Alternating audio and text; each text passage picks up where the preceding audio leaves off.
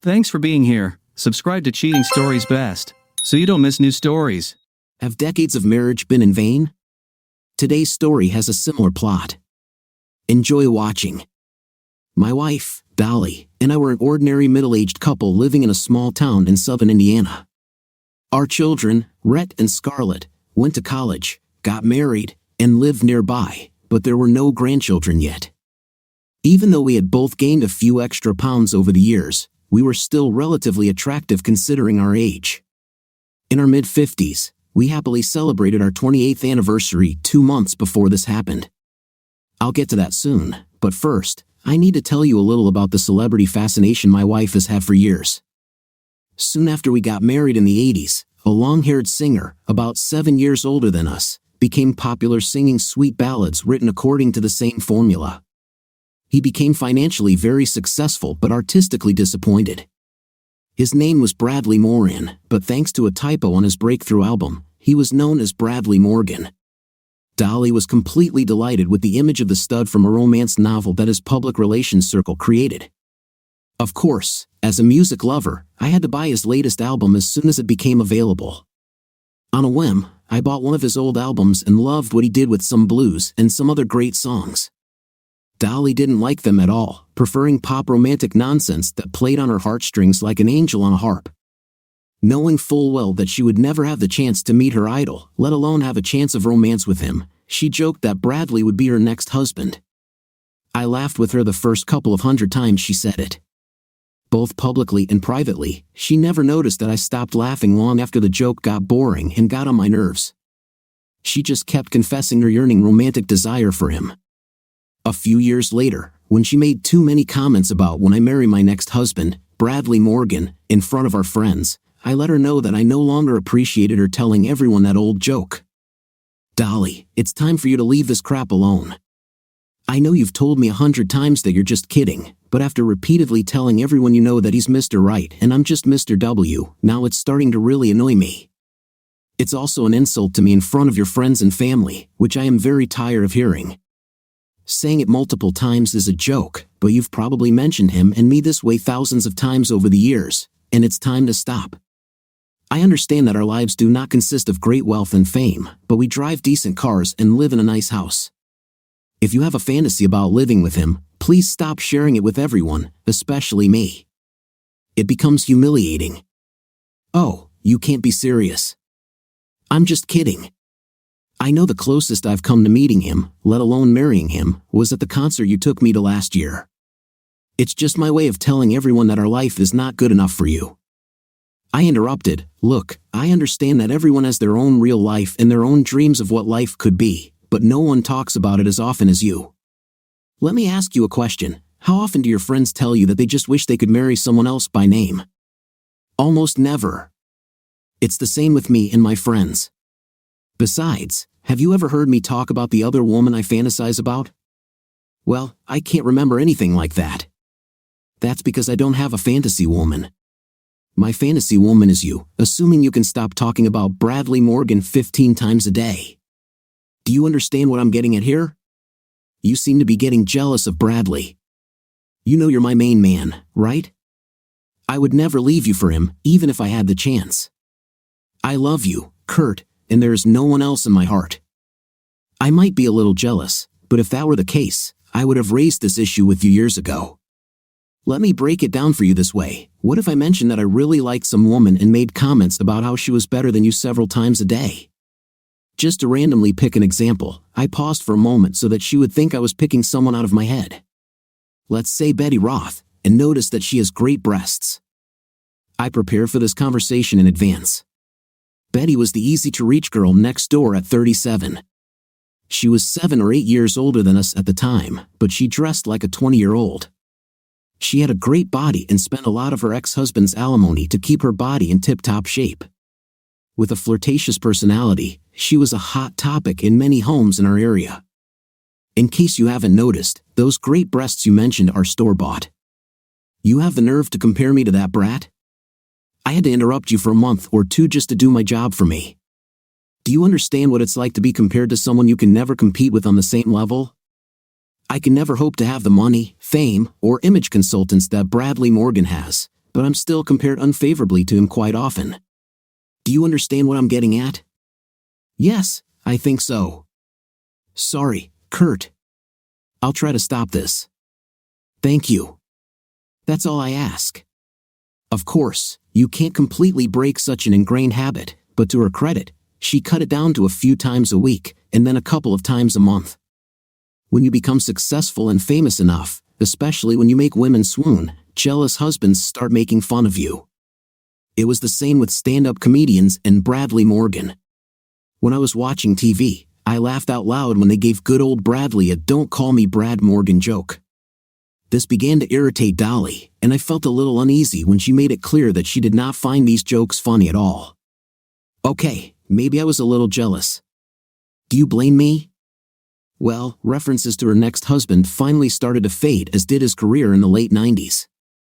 Our family grew up, and the next thing we knew, we were in our 50s, empty nesters. I knew she still had a thing for Bradley because she bought his autobiography when it came out. Seeing that she had only read a total of 5 books over the years of our marriage, it was obvious that she still really liked him. But at least she wasn't waving him in my face anymore. One Wednesday evening, we were sitting in our ranch-style home that my father, my son, and I had built at 70 years old. Dad was mostly in charge, but his many years of experience as a builder were invaluable. We would never have had a mansion, but we managed well on our own. The doorbell rang, and we both looked at each other with an unspoken question: are we waiting for someone? I stood up, walked across the living room, turned on the porch light, and opened the door. I saw 3 men in nice suits and a professionally dressed woman in her 30s. I carefully blocked the entrance to our house with my body. "Dolly Dillon lives here?" the woman asked. Despite my instinctive desire to do the opposite, I replied, "Yes, I'm her husband." "What do you need from her?" "We prefer to discuss this with her." "Is she at home now?" At this time, Dolly came up behind me, so she redirected the question at her. "Are you Dolly Dillon?" "Yes, why do you ask?" "Well, Dolly, you are just lucky. You are the winner of the Dream Date with Bradley Morgan competition." She pushed past me, and the 3 suits followed, roughly pushing me aside. "Are you joking? I've never won anything. This is so amazing. So, when will this happen? What will happen next?" "We're going to take you out for a full makeover with the best makeup team in Hollywood. Then we'll go shopping on Rodeo Drive to buy you some new clothes because you're going to the movie premiere on the arm of Bradley Morgan himself." The 2 women screamed like 2 horny teenage girls and even jumped up and down a couple of times. "I cannot believe this. This is so incredible. When will we start?" "Right now?" "You will come with us. We're leaving here tonight." "Okay, just give me a few minutes to collect myself." "Do not worry about it. We will have everything new for you. It's all part of the transformation. If you need any medicine, grab it and let's go." Dolly almost ran to the kitchen, where she grabbed her blood pressure medicine and her cell phone. I noticed that one of the suits was filming the whole thing with his phone camera, probably for later use in advertising. While she was in the other room, I asked, "So where is she going and where is she staying, and when is she coming back? I need to know these things." I was interrupted by Dolly coming back into the room and grabbing her jacket as she almost ran out of the house, forgetting our traditional goodbye kiss, muttering something about finally meeting her next husband. When she opened the door to go out, she exclaimed, "Wow, a long limousine." The woman replied, "We're taking her to Hollywood to get her makeup done and set up a date for the movie premiere on Friday night. Be sure to watch the entertainment program on the extraterrestrial channel tonight. You might see your wife. She should be home late on Saturday or Sunday, depending on what flight we can arrange. Don't worry, we'll take good care of her. I'm sure she'll call you to keep you posted when she has a free minute. Thank you for being such a good husband." "Good husband, damn it," I responded sarcastically, not addressing anyone. I stood there all alone in my living room, wondering what the hell just happened. I kept turning it over in my head, trying to make sense of it. My best guess was that Bradley was trying to revive his sagging career by making some lucky fan the winner of a Dream Date competition. My wife obviously entered this without telling me. But why would she? I don't mention to her every competition I enter. but if I won, the prizes would also benefit her. I closed the front door and locked it. Then it dawned on me that she left without even saying goodbye. I went to my cell phone and called her, but after 3 rings, it went to voicemail. 3 beeps meant she hit the ignore button when I called, so I sent her a message, "Goodbye to you too." After an hour of no response, I decided I had my answer. Then I started thinking that she would miss work, so I better call her boss to let her know what was going on. We talked to a few people from her work from time to time, and I had Bev's home phone number. "Sorry to interrupt your evening, Bev," I began when she answered, "but Dolly won't be at work tomorrow or Friday. She is ill." "Is it much worse?" she asked anxiously. "No, it's much worse. She won some stupid dating competition and will be in Hollywood with that old ex-singer, Bradley Morgan. Her event coordinator said she should be back late Saturday or Sunday night, so she should be at work on Monday to tell you all about it." "Wow, are you kidding?" She was very excited. "No, but I wish I was joking." I was much less excited. "This is incredible. She's so lucky, lucky, lucky." I remember when she found out about this competition, she must have participated in it once a day for the entire month it took place. She would have participated more, but that's all they allowed. She told us that if she wins, she will wink at the camera as she walks down the red carpet, and it will be for us. I can't believe she won. I can't wait to tell all the girls at work. "Goodbye, Kurt," and she disconnected from the line, probably talking to another girl. I was left hanging on the line for the second time this evening. I sent Dolly another message, "If you care." I called Bev and told her you won't be coming to work tomorrow or Friday. "She's happy for you, not so much. I always have a hard time falling asleep without Dolly in bed with me, and I knew it would be damned impossible tonight. Now, I don't usually drink very much, but I decided that tonight would be a good exception." The next morning, I was woken up by a phone call before my alarm was supposed to go off. It was Scarlett. "Dad, is this true? Mom won this competition. I just saw the news this morning, and the woman there definitely looked like Mom. What's happening? Wow, give me a minute to wake up." "Yeah, she won some competition, and they swooped in last night and whisked your mom away for a makeover and a dream date with that loser Bradley Morgan, who's desperately trying to revive his rapidly falling apart career. It would have been nice if we had been warned about this, but they ambushed us last night, and she left without even saying goodbye." I stopped talking because I heard her excitedly telling her husband that it was Mom on the morning news while doing a quick interview on the way out of town. It looks like the PR team was firing on all cylinders. After 30 seconds or so, I realized Scarlett was ignoring me. I hung up. She called back a few minutes later, "Dad, did you hang up? Aren't you happy for Mom? Did something happen that you're not telling me about?" "Let's see, partly because you were busy celebrating, no, and yes." "Okay, sorry, now what's happening?" I told her how they arrived in a whirlwind, giving me almost no information, and when I tried to figure out what was going on, I was brushed off. She would be back on Saturday or Sunday. She left without even saying goodbye or kiss me when I called and texted. My mom, she ignored me. When I called my mom's boss to ask her off, she did a damn happy dance and practically hung up the phone to call the other girls with the news. Then when you started celebrating, and I couldn't get a response from you, I felt justified in hanging up. "Sorry, Dad, I had no idea. I'll try to call my mom and find out what's going on. I'll ask her to call you." We talked for a couple of minutes, and I started to feel better. She ended the conversation with another promise to call my mom and ask her to call me. An hour later, I arrived at work and received a message from Scarlett. "I haven't been able to reach my mom yet, but it's 2 hours early. I'll keep trying. Be strong. With love, Scarlett." I replied, "Thanks, I'll keep trying too." The crazy lady escort said to watch TV on the ET channel in the evening and maybe see Mom on TV. I love you too. I tried calling and texting several times throughout the day. The first few times, the phone rang 2 or 3 times again, indicating that it was on, but the call was ignored by the button. So over lunch, I sent a message, "Stop ignoring my calls, please reply immediately." The phone must have been switched off after that because the calls went straight to voicemail. It was disgusting. Work was hell because as soon as word got out that my wife had won a dream date, everyone started popping in to tell me how lucky Dolly and I were. It stopped after I lashed out at the woman who went on and on about how lucky I should be. Because I told her in no uncertain terms how outraged I felt. For the rest of the day, everyone tried to stay away from me. I called Scarlett on the way home and asked, "Did you manage to contact your mother today?" No, my calls and messages were ignored. Rhett was also unlucky. It didn't work out for me either. I hope she's okay. I'm sure she's fine. Fine, didn't you say that this woman promised to take good care of her?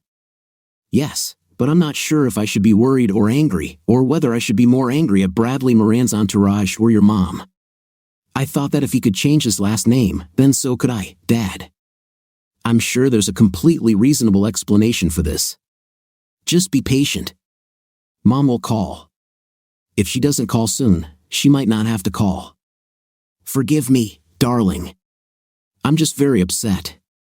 Everything will be fine. She'll call soon. I know. See you later, Scarlett. Love you. I love you too. Bye, Dad. Just so it wouldn't be a total loss, I went to Long John Silver's for dinner. Dolly hated the place, or rather, she hated the smell of the malt vinegar I used on their fries. I did order fries and enjoyed them guilt-free for a change. The house was as empty when I arrived there as when I left it. I was restless and just running around when an idea occurred to me. This idiot probably had a Facebook page. That's probably where she entered the damn competition in the first place. Maybe I could put a message there for her to call home. I went to Facebook and checked Dolly's page for new posts. Not finding anything, I searched for Bradley Morgan and quickly found his official page.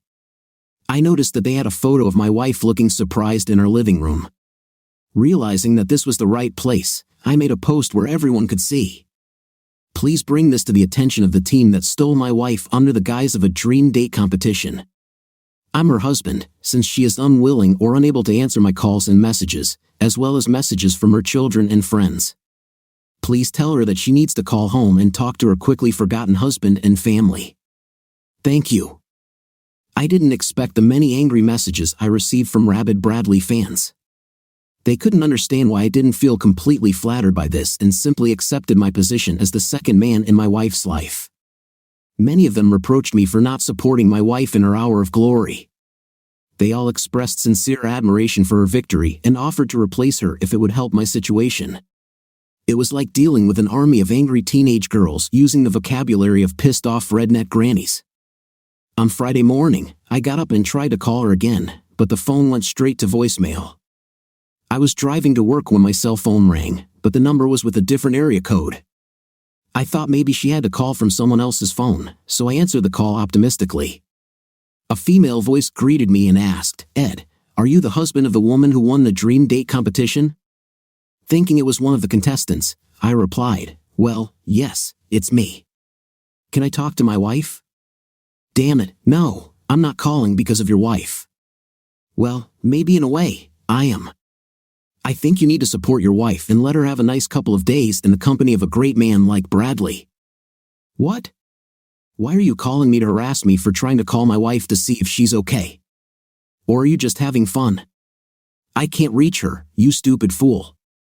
I've tried many times since she left without even saying goodbye to me, I might add." I made this post on Facebook because the idiots responsible for this fiasco left me no way to contact her. If your husband went on a dream date with some Bambi actress and ignored your calls and messages, what would you do? Think about it for 2 seconds before you judge me for it. She also ignored our children's calls and messages. Now what can you say to this? "Oh, I think I understand. I'm really sorry." There was a click, and she hung up. The worst part was that on Friday, I received 40 or 50 of these calls during the day.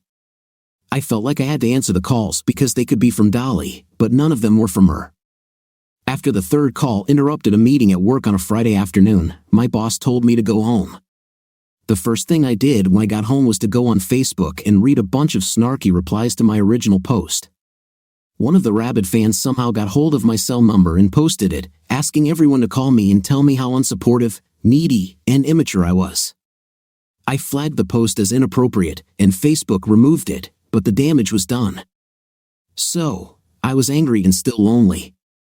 If I was thinking rationally, I probably wouldn't have done this, but like I said, I was angry. I posted another post on His Highness's page. Attention to all the judgmental *** holes who have been harping on me on the phone and on this page. Please leave me alone until you know the full story. This is how my life and relationship with my wife was ruined without warning. I'm just trying to talk to my awful wife. Point number 1. Bradley Morgan's competition committee showed up unannounced at my house on Wednesday night, stormed into my house, and told my wife that she had won the damn competition. I'm sure many of you would give almost anything to take her place, but that's not the point. They arrived unannounced and told her she had to leave right away. All she had time to do was grab her cell phone and her medications. She couldn't even pack anything other than her overnight bag.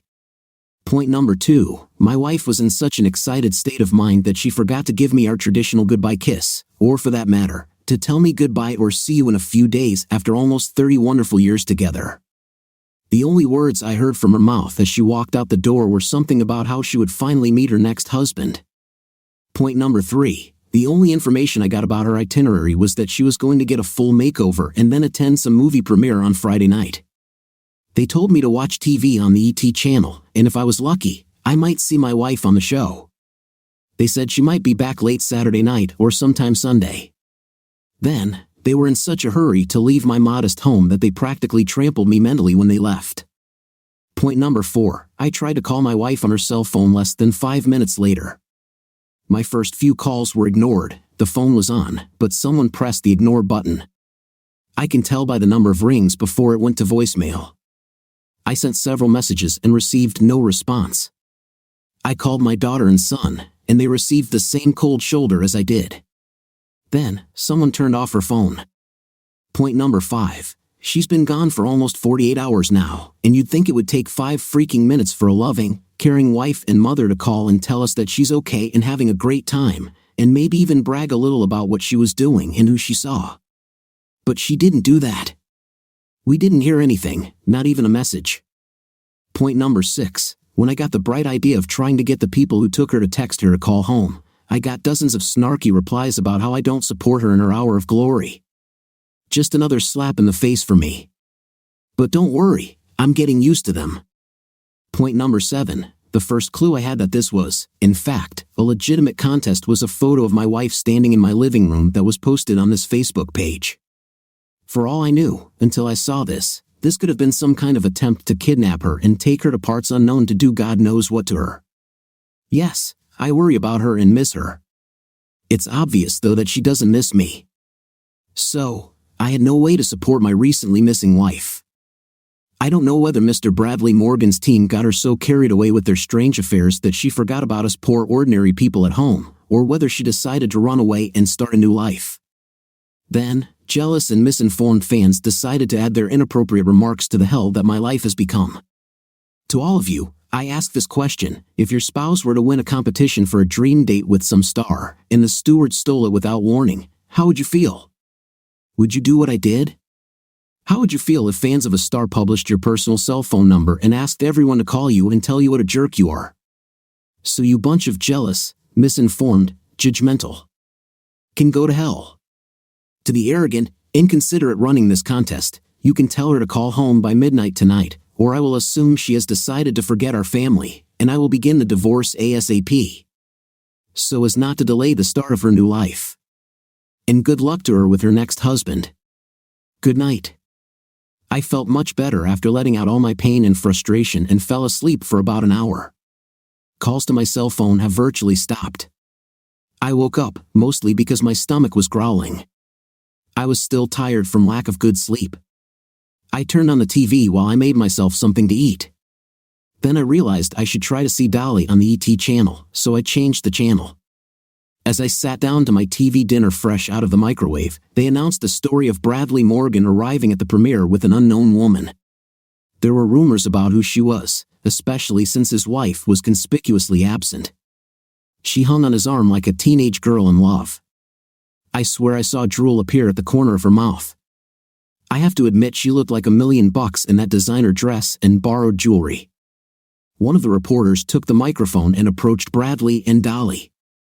He asked Dolly, "I'm from the Alien Channel and we haven't seen you before. May I know your name?" "I'm Dolly Davis."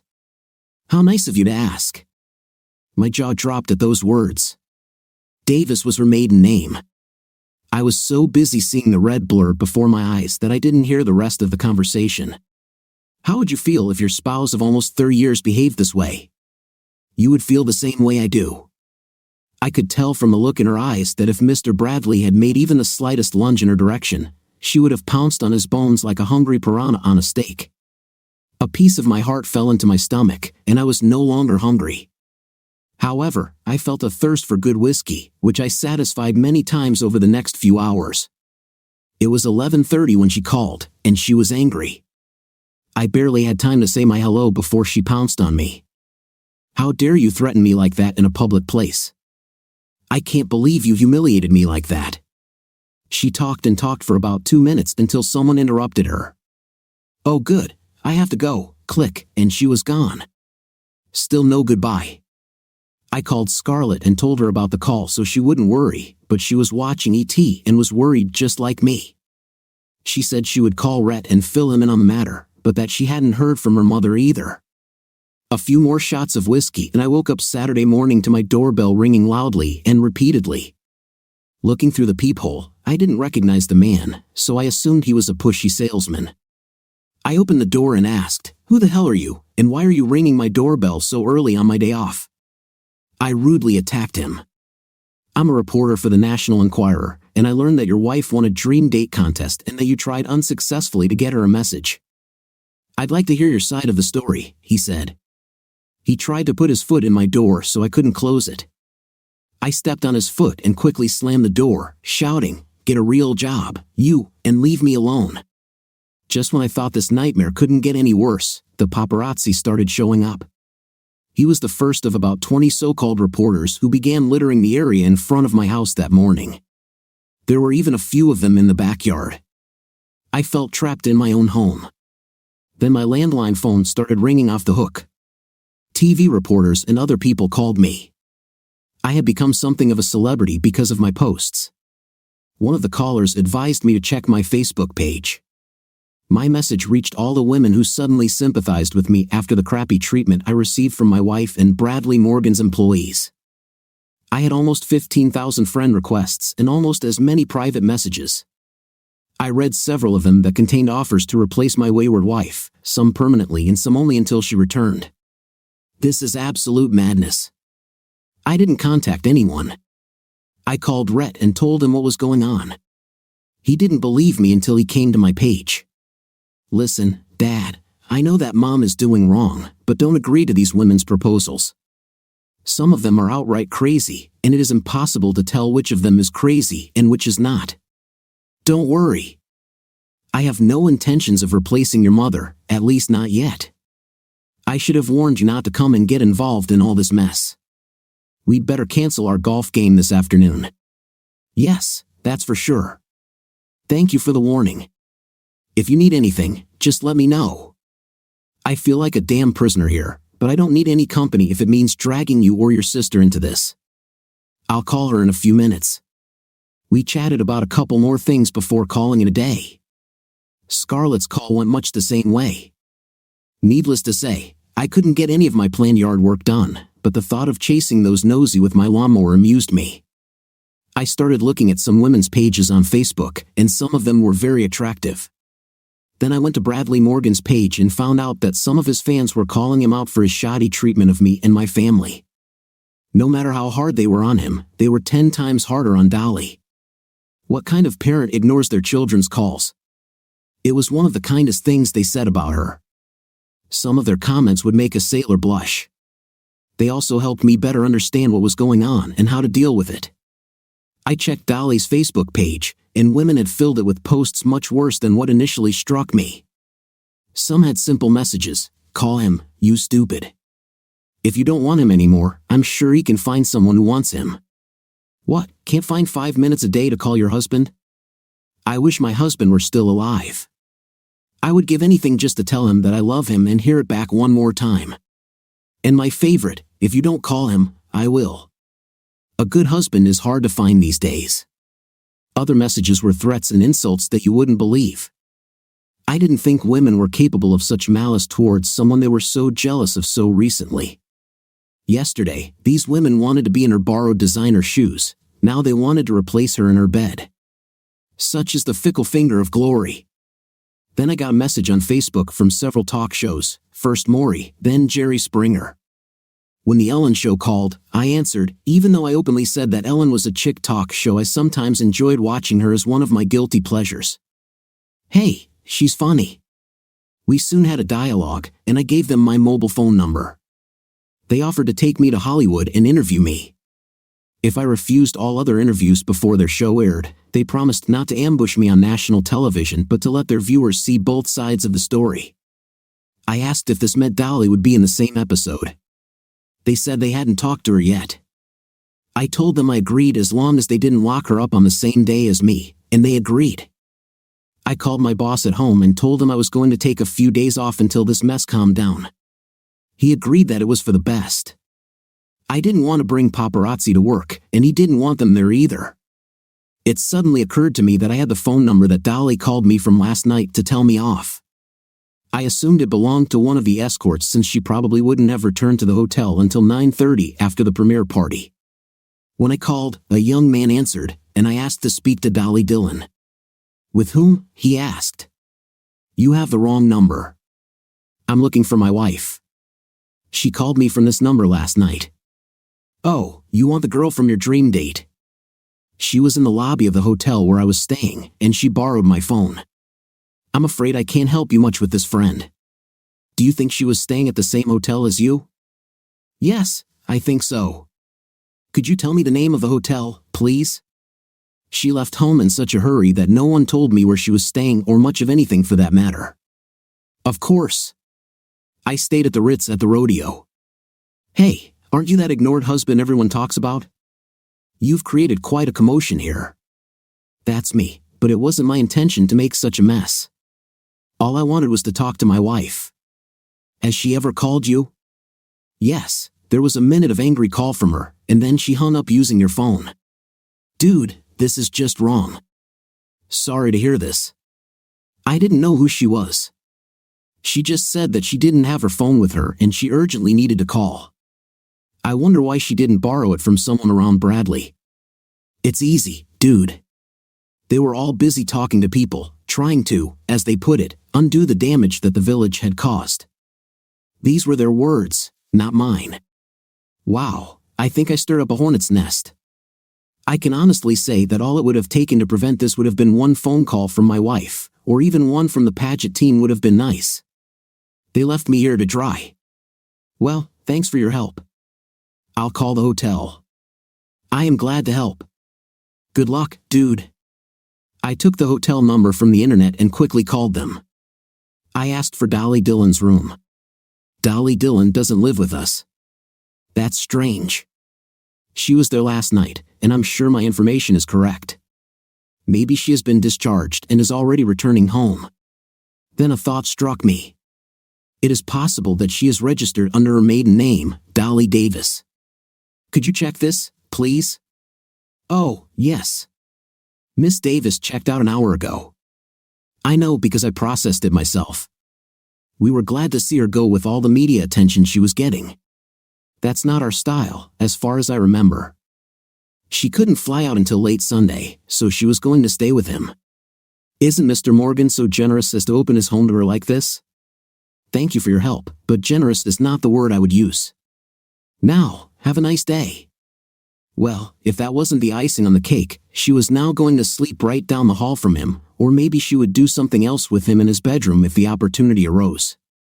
I called Rhett and told him I had an escape plan and asked him to pick me up just after midnight at a park 2 blocks from my house. As darkness fell over the city, most of the vultures flew off to claim the few hotel rooms available at local motels. By midnight, there were very few of them left, and they settled into their strategically located cars and vans. I opened the window on the side of the house and climbed out, along with a small suitcase. Overhanging trees nearby left this part of the yard in complete darkness. As I closed the window and crept through my neighbor's backyards into the park where Rhett waited, he asked, "Has anyone seen you?" "I don't think so. Until now, no one has followed me. Let's drive around just to have a look." We drove to the far end of town and didn't see a single car behind us or anywhere around for that matter. Hey, it's a small rural town, and even Saturday nights aren't that active. Okay, looks like everything is clear now. Take me to the airport in Terre Haute. I'm flying there. But Dad, she should be back tomorrow, or perhaps she's already coming back. I found out what hotel she stayed at. Notice I said stayed. I'm told she's spending the night at the house of that big jerk himself, Bradley Morgan. This was the last straw. If she can't give me and the kids more than 1 minute in 3 whole days, other than telling me off for trying to talk to her and then sleeping with him, that's all I can handle. Don't make hasty conclusions, Dad. Just because she stays with him doesn't mean I gave him a pointed look. Have you seen the two of them on the red carpet? Did you see the look in her eyes?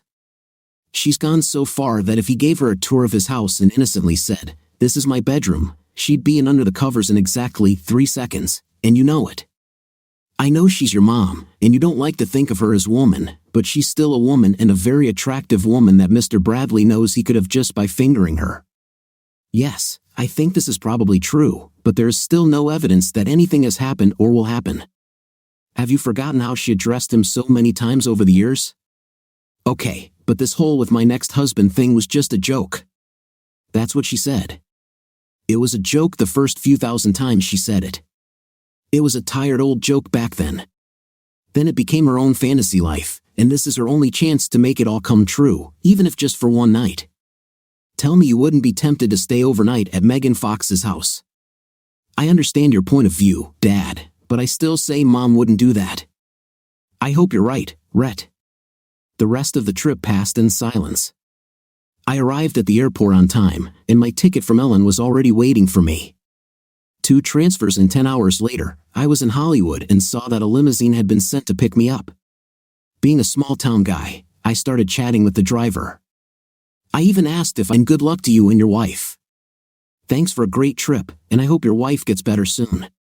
Shortly after I checked in, I collapsed on the luxurious bed and slept for the rest of Sunday. Having slept poorly and missing a whole night of flying, when I woke up, there was still no call from Dolly or Bradley's people on my cell phone. Bright and early Monday morning, Ellen's staff member arrived, walked me into the studio, and explained what to expect, what to do, and what not to do. Ellen herself came to meet me and calm me down so that the live interview would go better. I told her that I accepted her offer because her show was my guilty pleasure, and I had been a fan of her comedy for years. I was the last guest of the day, and Ellen began by asking how long we had been married, how we met, etc. Then she asked me to tell my story.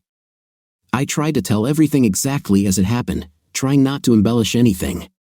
Ellen asked, "Have you ever had a chance to talk to your wife?" "Yeah, at 11:30 our time. She borrowed a phone from some guy in the hotel lobby and called me. She told me off for publicly embarrassing her on Facebook and hung up again without a simple goodbye or I love you." The audience booed her slightly.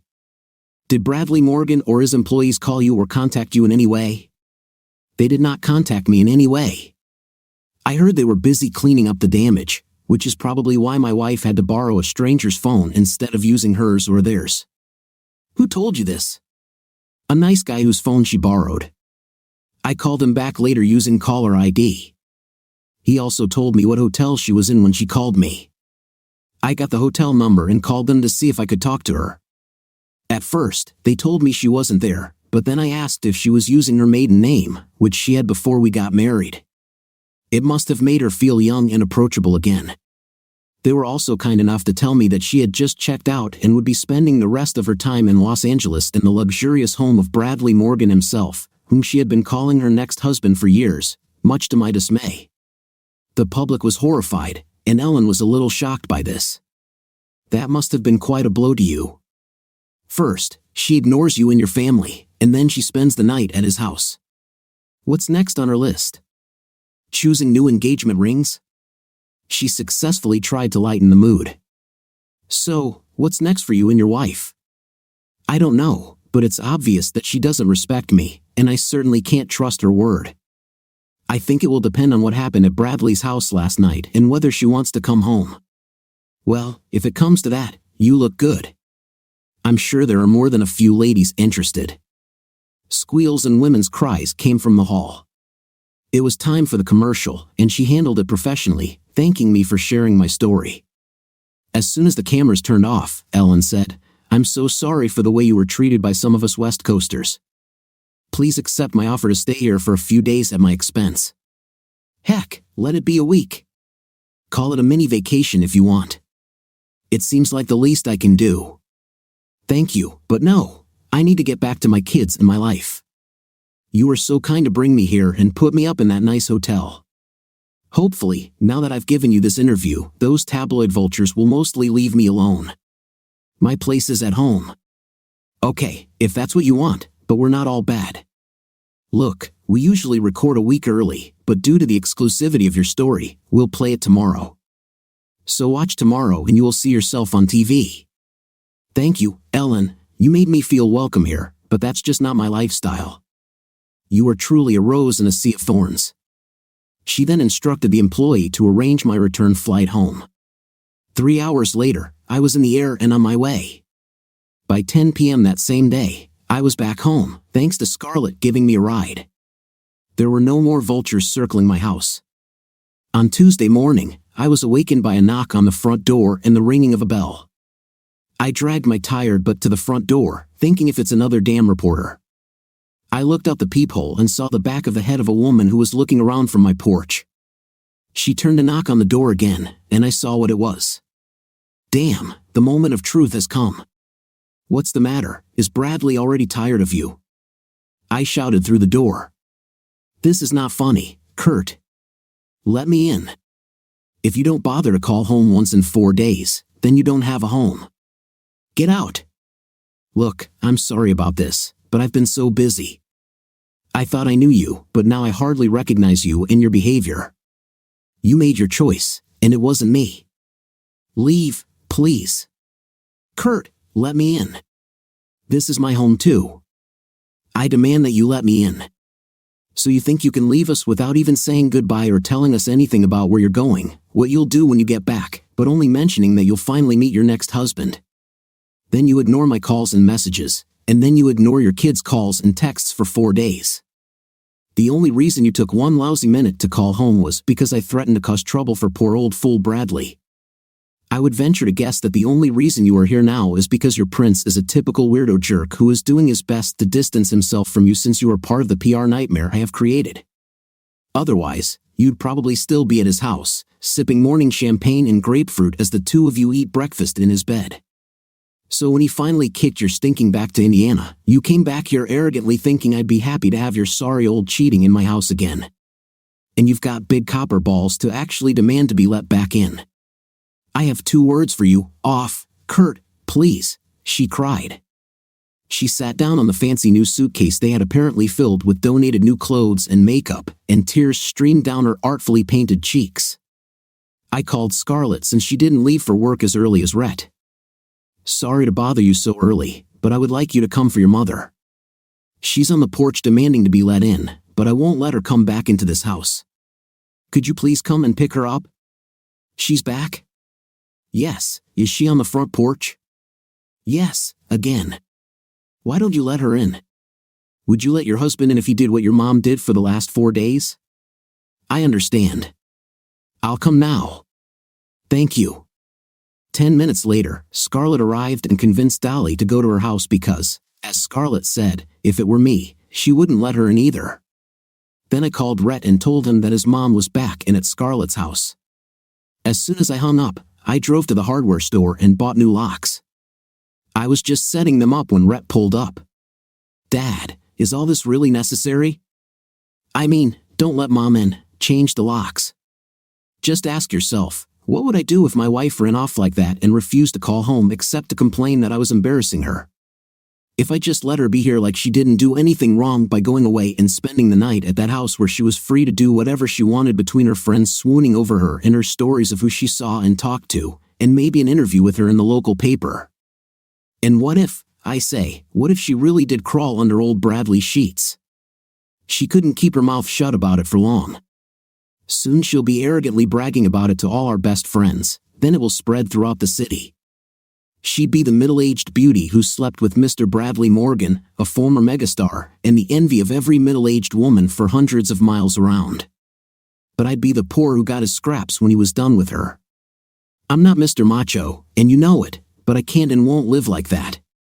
If she kept in touch, shared all the wonderful things that happened while she was there, and let us know that she was fine and having a great time, it would be much easier to believe that it was all innocent and that nothing did not happen. She decided to cut herself off from us. It makes me wonder what she did that she was so ashamed of that she had to hide it. I've known your mom for a long time, and she loves to share every detail of her day with me. But she can't even call to tell me where she's staying. Then, just to add insult to injury, she used her maiden name the entire time she was there. Now, there is something rotten about Denmark. If it smells like crap and looks like crap, it's usually a bunch of crap. Mom says her phone went off shortly after she left. This explains why our calls weren't going through. There are 3 mistakes in this. First, my mom told me to plug my phone into the charger when we got home from work because it was almost dead. It had been on charge for over 3 hours when they kidnapped her. Secondly, that there are no chargers for iPhone anywhere else. Third, why didn't she borrow a phone from one of the pageant managers? I'm sure they all had phones. Or she could have called from her hotel room. Oh yeah, and I'm sure she was the one who pressed the ignore button when we called. As much as I want to believe her, this is pure crap. I'm sorry you think that way, Dad. Look, I'd like to believe that maybe her phone wasn't charged properly and it actually died. And that all her pageant friends were self-absorbed who didn't share their phones. And that by some weird coincidence, the hotel phone service was cut off when she called. She was not the same woman I fell in love with and married. She was unrepentant and angry that I had ruined her fantastic weekend, and when it might have been her best chance to attract her next husband. Basically, I have every indication that she tried to do this last weekend. I won't be Plan B when her plans with old Bradley don't work out. I think I understand you. Is there anything you would like me to tell her? If my last name isn't good enough for her weird trip to she can continue using her maiden name here at home. Oh yeah, and make sure she doesn't miss tonight's Ellen show. What do you mean by this? I also got my 15 minutes of fame. She got hers, so it's only fair. By the way, I'm the last guest. Why do you think I flew there? I thought you were going to meet Mom in person and try to bring her home. So you thought Mr. Bradley Morgan would open his 10-foot-tall wrought iron gate with a jagged top to the first guy who said, "My wife is there, and I demand to see her"? He's not stupid. That's asking for trouble right in his own living room. So did you try? I was able to leave her a message with the servant over the intercom. That's all.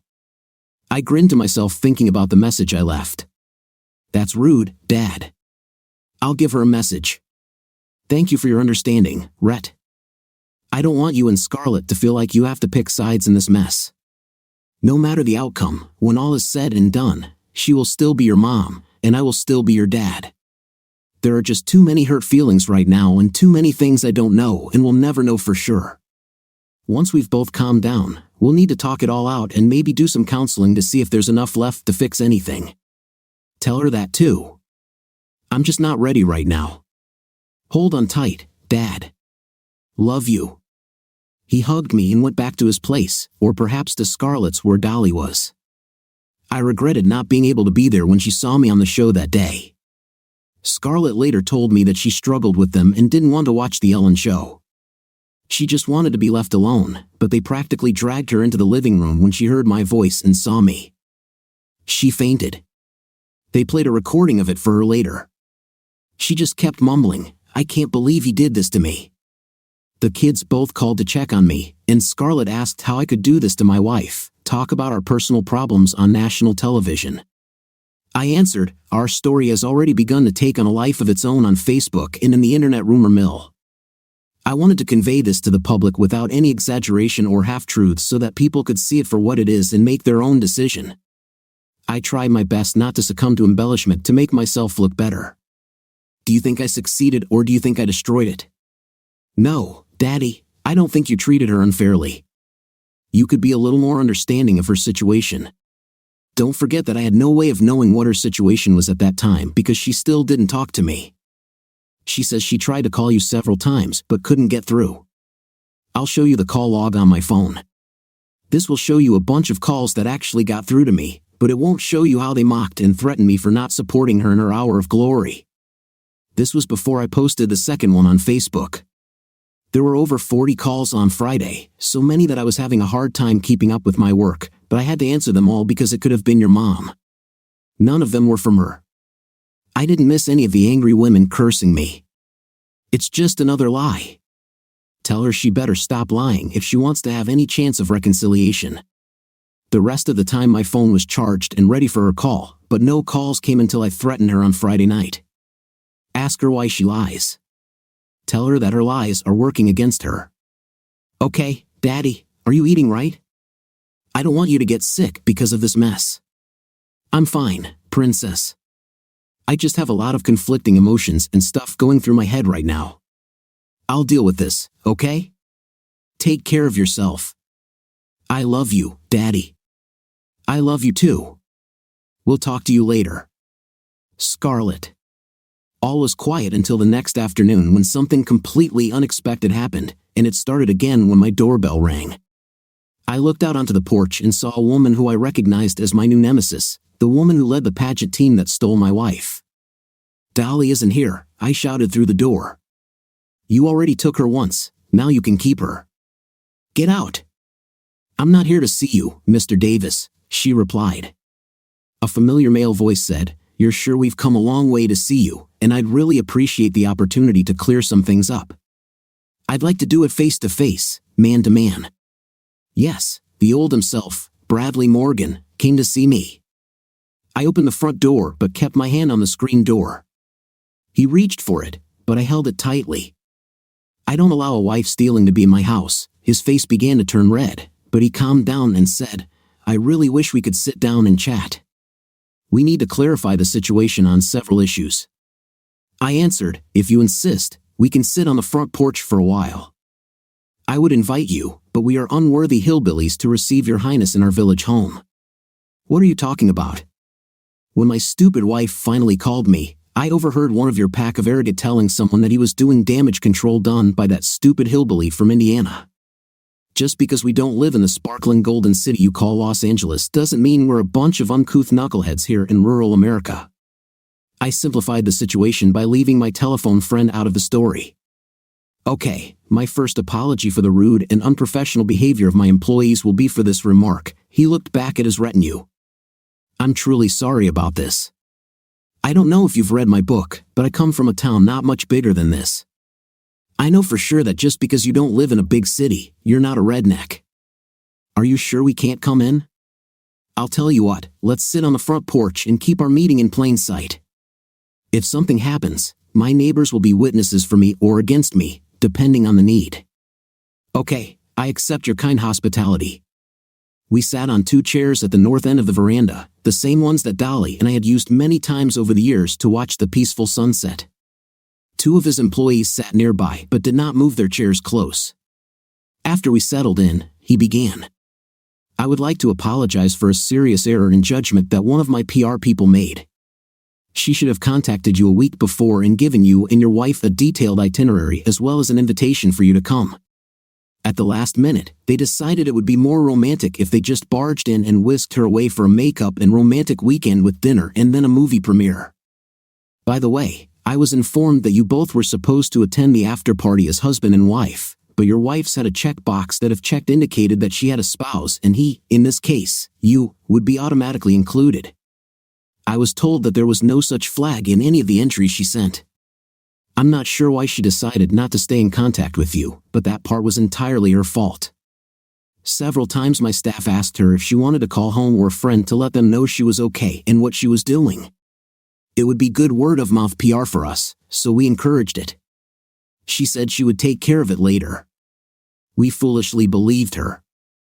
As for her spending the night at my house, the hotel asked her to leave due to negative publicity and an influx of paparazzi. We discussed moving her to another hotel, but were afraid it would happen again. They finally talked me into letting her use one of my spare bedrooms. Let me assure you that nothing happened during her stay at my home. Cindy, my wife, was home that night, and she can attest to this if you want. You can talk to her. I will give you her mobile phone number, provided that you do not give it to anyone else. I need to apologize for many misunderstandings, and I want to offer my deepest apologies for all of this. My staff had to listen to me rant on the plane all the way here, and I'm not sure that was an adequate punishment. Although I can be quite rude to them, I'm still not sure if any of them will have work next week. He glared at the woman who had invaded my living room last week.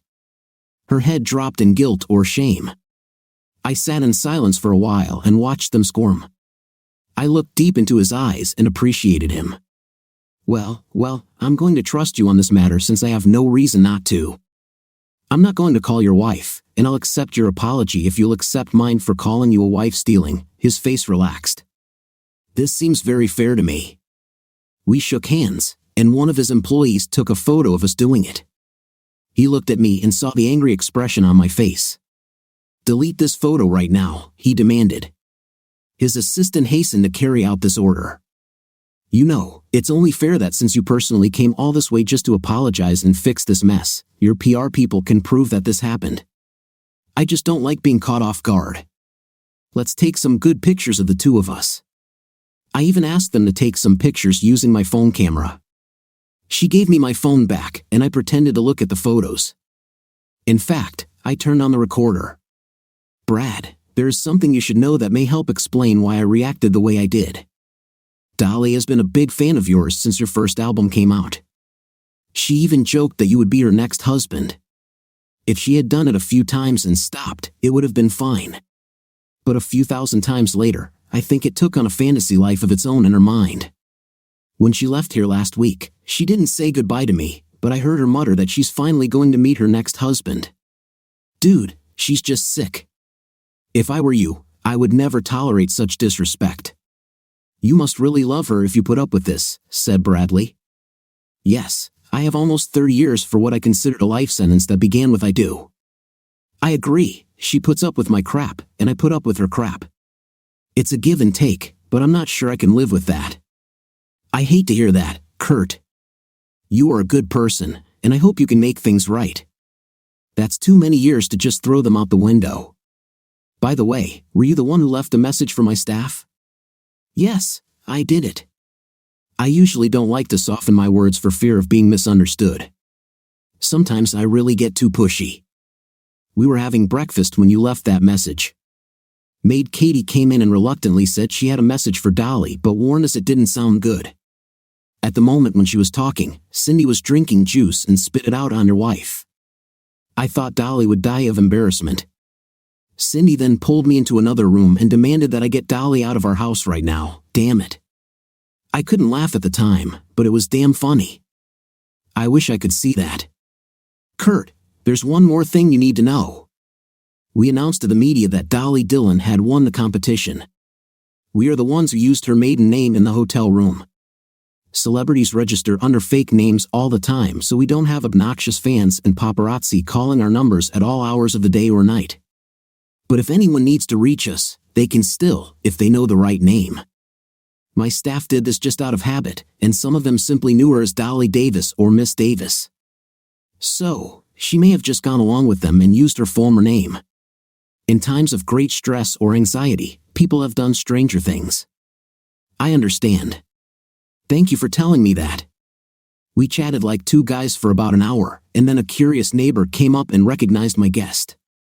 Claude ran home to get his wife, and Bradley said that this would all turn into a circus pretty quickly. I told him I understood and thanked him for coming all this way to try to save my marriage and basically to apologize like an honorable man. Then I asked him why he doesn't do blues stuff like the ones on his previous albums anymore. I also mentioned that I really liked the acoustic version of Dock of the Bay that I saw on his late-night show years ago, just him and his guitar. I told him I had a couple of his old albums that still spelled his name correctly. He laughed. You know, this is not a bad idea. This was the music of my soul, not the commercial crap they forced me to do for years. I have to go, but it was great meeting you, Kurt. Good luck with Dolly. And with a quick wave of his hand, his group returned to the limousine and headed off into the sunset. I think towards the airport in Terre Haute.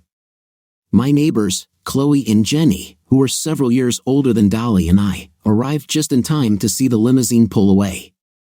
I told you that you were taking too long. Now you've missed him, Claude reproached. Jenny looked at me. Was he really here? Did you know he was coming? Of course, he was, and no, I didn't know, I answered. He had the class to come all the way here to clear some things up and apologize for the gross carelessness of his staff. He didn't use his celebrity status because I made it clear right away that I didn't like him. But he brought me to my senses. In my book, he's fine. Wow, Bradley Morgan, right here in our little town, Jenny said dreamily. Claude intervened. We saw you on the Ellen show. Is this what really happened? Did Dolly really ignore you all like that? Yes, she did, dude. This is wrong. I feel for you, Kurt, Claude said. Dolly hasn't returned yet, Jenny asked. She returned this morning. I think she'll stay with Scarlett. Is she afraid to return home? Jenny asked tactfully. No, she was here demanding to be let in since she left without a key, I answered. I refused to let her in. I'm happy for you, Claude, I said. He was delighted. You can't allow your spouse or anyone else to treat you so disrespectfully and then just walk into your home. There's no limit to the crap they'll try to get away with when they clearly don't care about how you feel. In a good relationship, you must show mutual respect, but at some point, you're going to take it back, right? Jenny asked hopefully. Only time will tell. First, she needs to stop lying to me. Every time I get a message from her, she lies to hide something. Secondly, she will have to take responsibility for her actions. Let's see what will happen next. But you two are such a good couple. It would be a shame for you to separate, Jenny remarked. I agree, but there are some things you just can't live with without having any self-respect left. Do you understand what I mean? They looked at each other. Yes, we know. We'll support you no matter what you do. And please remember, if you need someone to talk to, we're right next door. Thank you too. I'm fine. It's time to go before the mosquitoes start biting. Good night. Good night, Kurt, and good luck. I felt better that night when I laid my tired head on the familiar pillow. I'm still not used to sleeping alone. Continued in the next video. Subscribe to the channel and click on the bell so you don't miss the second final part. The link to the second part will be in the description of this video below. Subscribe to our channel so that your second chaff doesn't cheat on you, and go ahead and listen to the next story because this story is nothing compared to the next one. What do you think of our story today? I think the story is exciting with an interesting plot. In this story, I was completely on my husband's side and completely justify his actions. What is your opinion? Write in the comments. Until new videos.